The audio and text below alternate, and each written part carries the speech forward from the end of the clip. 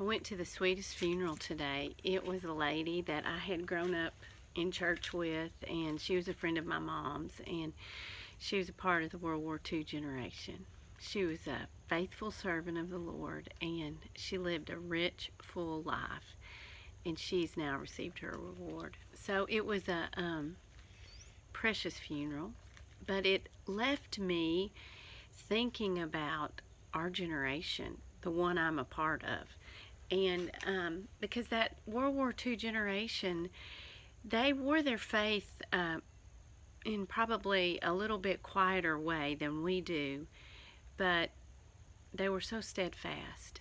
And the ones that are left still are. And I don't know, it just left me kind of thinking about what legacy would I leave. And it made me think of a passage in Judges chapter 2 where Joshua has just died, and he was the replacement of Moses, and he led the children of Israel on all those cool conquests. And so Judges chapter 2 finds us right after he's died, and in verse 7 it says, "And the Israelites served the Lord throughout the lifetime of Joshua and the leaders who outlived him, those who had seen all the great things that the Lord had done for Israel." Verse 10, "After that generation died, another generation grew up who did not acknowledge the Lord or remember the mighty things he had done for Israel. The Israelites did evil in the Lord's sight and served the images of Baal. They abandoned the Lord, the God of their ancestors, who had brought them out of Egypt. They went after other gods, worshiping the gods of the people around them, and they angered the Lord. God turned them over to their enemies all around, and they were no longer able to resist them. Every time Israel went out to battle, the Lord fought against them."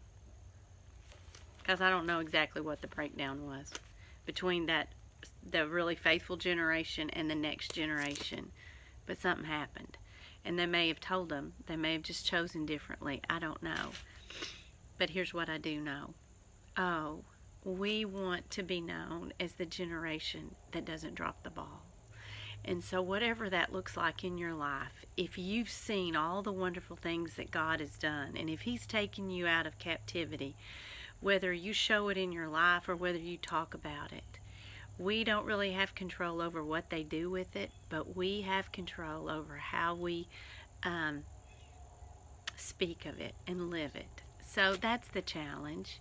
Just think about your legacy. What legacy are you leaving for the next generation?